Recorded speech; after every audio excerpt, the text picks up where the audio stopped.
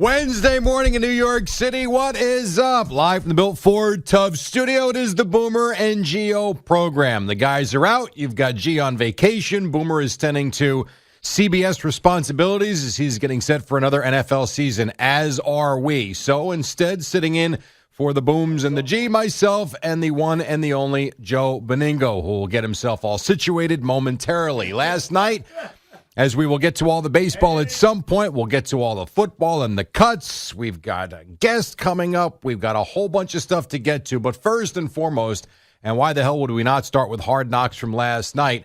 Another episode with the Jets, this one featuring the Jets and the Giants, the preseason game on Saturday night, and some good clips that are getting quite the views. Joe Beningo, good morning, sir. How are you? Bro, how are you? It's good to see you, Jay. It's great to see you, man. You're really getting excited about Hard Knocks. What a disgrace. So Hard Knocks, this has been the most boring Hard Knocks that they could be. This is awesome. I'm just saying. I'm telling it like it is. This is me. Here's what I liked about it. So for one, tell me. As I've told G, I haven't watched Hard Knocks in years, just because I feel like it's been the same old, same old. Right. So to watch it this year with the added expectation and excitement and anticipation with Aaron Rodgers joining the Jets, plus they were supposed to be a good team anyway, I thought, with the way the defense was set. I don't know. It was something. It was something I was looking forward to, and I will tell you this: watching it as a non-Jet fan and as a non-Aaron Rodgers fan, has endeared me to Aaron Rodgers. Like, I love the guy now. You know, all that stuff with the what the hell was it called? The Hiwanas. What was the stuff? Eddie. What was the stuff that Aaron Rodgers used to do? It's the stuff that I'll buy for him if he wins me his Super Bowl. The ayahuasca, right? I'm buying it for him. Absolutely. I may do it with him. And all the cave stuff in the darkness, and you think, this guy's a weirdo. I'm not going to the cave, though. And then he comes here, and he's like, this guy's great. Right, well, and then you saw the clips where he's mic'd up on Saturday night, and you see the competitiveness. And the only question I had with Aaron Rodgers coming here was the same one that everyone had. Is Aaron Rodgers coming here to just finish out his career, or is he coming here to win, and is he going to be locked in? And so far, it is a resounding win, and he is all in. And he wanted to be here. I mean, look, there's no question about it. I mean, he said all the right things when he first got here, you know, talking about the Super Bowl III trophy and saying it's getting lonely, or however he said it. He neglected to say that it's also growing hair. Yeah. Because it's only been 55 years, but who's counting? Anyway, I will love Aaron Rodgers if he wins me a Super Bowl. I will buy the Rodgers jersey. As I have said, I will buy the Rodgers jersey when the confetti is coming down. Well, that's the thing with the expectation now. It's, just being a playoff team is not good enough. No. If that's what he does here. The idea is to come win. And I know you're not going to want to hear this, and you don't have to. That's fine. But this is the most confident I have ever felt in a Jet team. And I was with you years and years ago when Parcells was around. I thought pretty good about them then. Right. And that's what I've said since before the Vinny injury. This is how I felt then, and I haven't felt like it in between. Even with Rex, I thought they were really good. I didn't go into a season saying, this team is legit going to win a Super Bowl. That's how I feel about them right now. Between the defense, between the skill position players on offense, and now the quarterback, I think this team is loaded. They're loaded. On paper, they're certainly loaded. There's no doubt about it. But you know what, Jerry? I'm cautiously optimistic. I mean, I've been burned too many times. It was our year. It was our year in 1983 with Richard Todd, and they collapsed. They finished, 7-9. It was our year in 1999. Vinny gets hurt. In first game of the year, tears his Achilles. They wind up finishing 8-8. Should have been better. I don't want to get into it with Parcells. I got some issues with him. There's been a lot of times it's supposed to be our year, and it wasn't. 2011, our year. They start out 8-5. They lose the last 3. The Victor Cruz game, he's still running. Kyle Wilson missed the tackle again.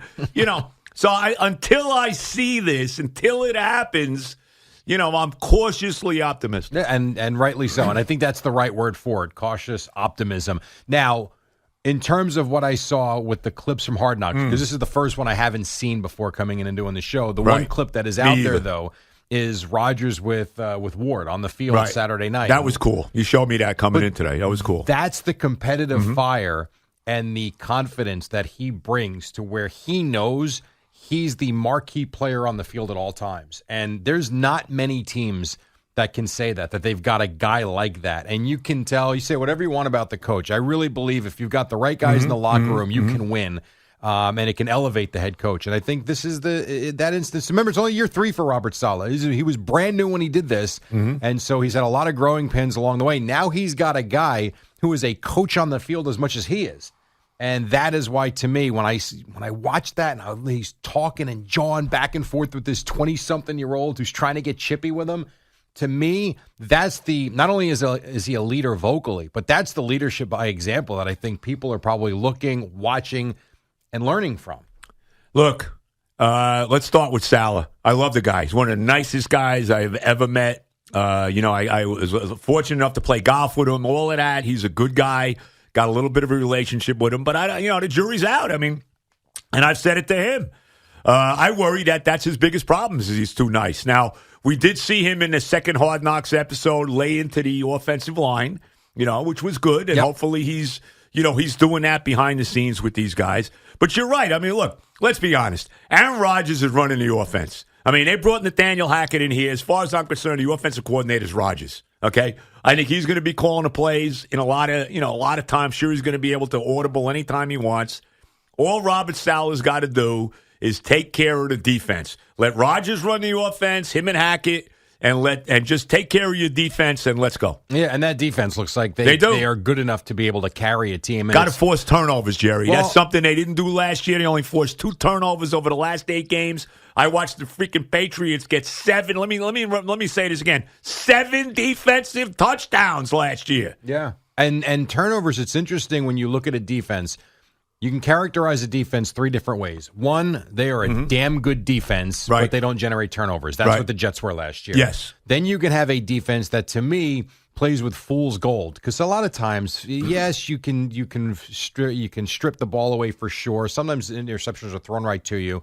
But you can be a defense that cannot get a stop in a big spot, but you think you're really good because you're turning teams over on a weekly basis. And then when all of a sudden the money's on the line, you can't stop a cold. Sounds like the Detroit game last year. Fair enough. Yeah, you're right about it. The game they should have won. That's of course. Exactly. And then you've got the team that can do both. And I think if the Jets can create turnovers, now you've got a team that does both. Because just man for man, I mean, looking at those units on defense, the secondary is terrific. Well, especially the defensive line. They got so many pass rushes on his team. Yeah, and you got to think that every quarterback is going to be running for his life. And I know it's only the preseason, and it doesn't matter at all until it begins on September 11th. But for the most part, you're going to have a defense that's going to cause, I think, a lot of disruptions on the opposing offenses. And you should have a defense that should be able to flip the field, on an every week basis, which should give, you've already got a Hall of Fame quarterback. You start starting series at the 30, the 35, the 40, to where one big pass play and you're already in field goal range. Those games change. Yeah. No doubt. We just saw the interception on against the Giants by Eccles that he returned for a touchdown. That's what I want to see more of that. That's what I want to see. And the stupid, here's something else too. The dumb penalties. Yeah. We cannot have the dumb, C.J. Mosley jumping offside on 4th and 1 when they're not running a play. Stuff like that cannot happen. No, and that was the other thing in Hard Knocks they showed. They showed the, who was it? Which receiver was it, Mike, that committed the blocking penalty? Cobb. That's right. Randall Cobb, yes. So, the veteran. And that goes to show, too, the speed and the violence of the game. They're in the huddle after the penalty, and Rodgers is like, hey, this ain't 5 years ago, man. You can't do that. And he's like, yeah, I just spur of the moment, lost my mind for a minute. And that's also a block where I don't even think 5 years ago. I think 3 years ago that block is legal, where he gets his shoulder into the chest of the player. But because it wasn't, as they've changed the rules now, from directly in, it's like, yeah. Well, some of the rules are it's ridiculous. Right. Some of the so there's rules part of that. There's ridiculous. Part disciplinary reasons for penalties. You mentioned jumping off sides, which should never happen. But if the Jets play their game, I don't know that there's many teams better in this league than they are. In terms of on the paper what they should be, and again, assuming health, which is the biggest issue. Well, here's seriously, for my first year, the goal for me, at least as a Jet fan, the first year, win the division. Okay? Sure. They've won 2 division titles since the merger. All right? 2002, the last one they won. It's time to do it. There's no reason they can't. I mean, I think Buffalo has come back a little bit.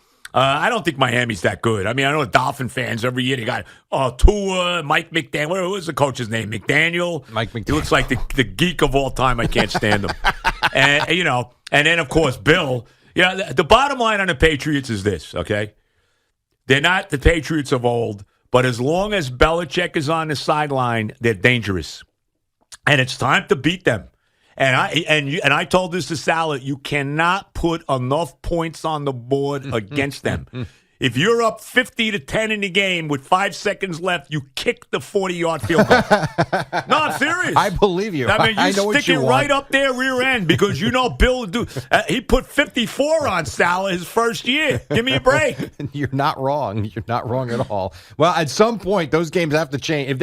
And to your earlier point, if it's not now, it's never. It's not. It's like I really do believe Elvis that. Presley. It's now or never. It is now or never That's for it. this organization, and for that with the Patriots too. And then just quickly, with the Giants, because they've just been quiet and they're just kind of plotting along. And you see the move that the Giants made yesterday. I don't know enough about Boogie Basham, but I do know if Shane was the one that went out there and was scouting him, he's got to have a pretty good track. This is another move that kind of came out of nowhere. I guess he was going to get released. So who is this now? I don't even see Boogie Basham from where's he from the Bills. Oh, okay. So Shane went back and got a guy that he scouted. Right. You saw what they did with Simmons the other day. Yeah, that was a good move bringing him in. No doubt. You can tell this team is not resting on their laurels, and they've just kind of plodded along here this summer with all the attention on the Jets. I feel like the Giants will be good, but I do think record-wise they might take a little bit of a step back because I think their first half of the season is loaded. Yeah. Now, well, they got to win the division game. Just as big a game, and I've been the first game, the Jet-Bill game, the first game with all the hoopla, all the insanity with Rodgers. Man, you got to go out and win that game. And the same thing with the Giants. I mean, if the Giants, if you want to get back to the playoffs or be a team that, they won one game in the division last year. They lost to Dallas twice. They lost twice to the Eagles. You got to beat the Cowboys on opening night. That's a big game for the Giants. Yeah, at home. And you got to go, 4-2 in the division, you would think? Yes. And that's been a problem. Yep. And they've struggled with the Cowboys, 1-11 in their last 12 games against them. Yep. And they can't beat the Eagles. So when's the last time they beat them? It feels like forever ago. Right. It does feel like forever ago. So, I don't know. I feel like they're going to be really good, and yet I don't know that they're going to be a playoff team just because I'm concerned about the first 8 games. But if they get through the first 8 games with a record of, let's say, 5-3, I think sky's the limit for them because I think they can take off in the second half. And I will tell you this, and you don't want to hear the NFC is not great, by the way. No, it's not. You have a couple good teams, right? But it's not the AFC. No. I know you don't want to hear this. And that's I'm ready for your reaction. I know where you're going here. Go ahead. I don't believe if the Jets struggle the first couple of weeks, the season's over. I do think that this is a team that, as the season goes on, is going to get better and better and better. I don't expect to see the Jets' best game week 1. I'm not saying they can't win it, because they can. Mm-hmm. But I also don't think that we're going to see the finished version of them in September. I understand what you mean. But you can't give me, an 0-3 start. I didn't say 0-3. You can lose your season at 0-3. Okay, I understand. But, I mean, you can't even give me 1-3 to start the year. No, I want 4. You know what, bro? I know it's a very tough first 6 games, okay? I understand that. I want 4-2. I mean, if we're supposed to be a big boy, well, let's go beat the damn big boys, okay? Win the division games. Beat the Eagles for the first time. You never beat them. You're 0-12. You owe the Broncos after the nonsense from Sean Payton. Go stick it up their rear end, okay?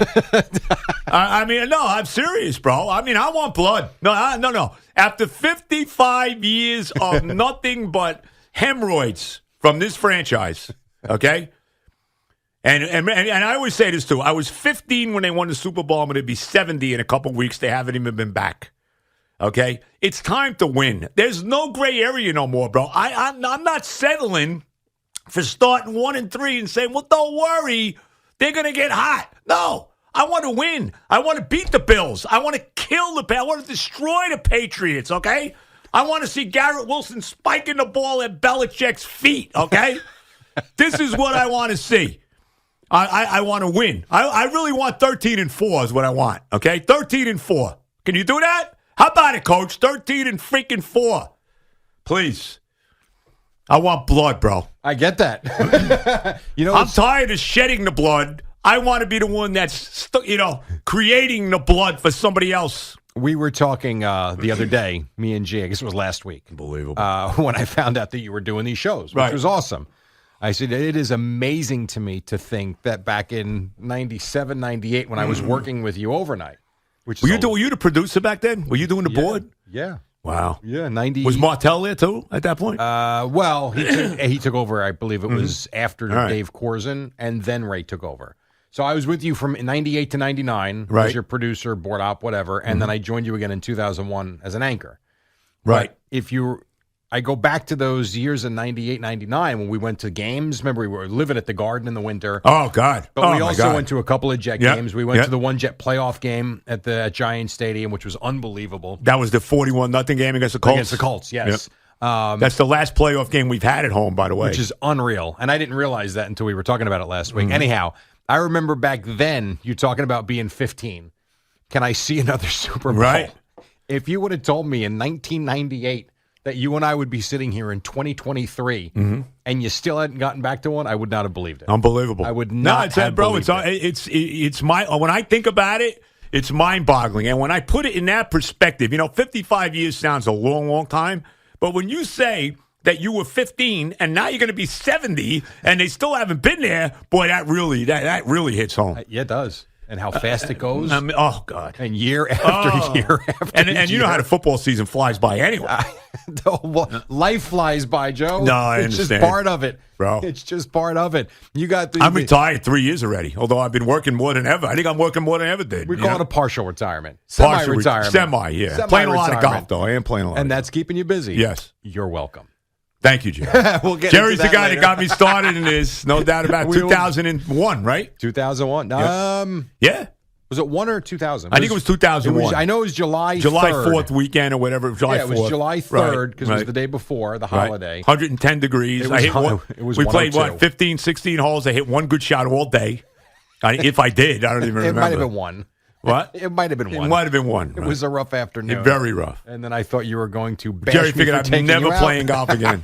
Like I'm going to start, instead of this, I'm going to play like Mahjong, No, not quite. I don't know what Marjan is. No, neither do I.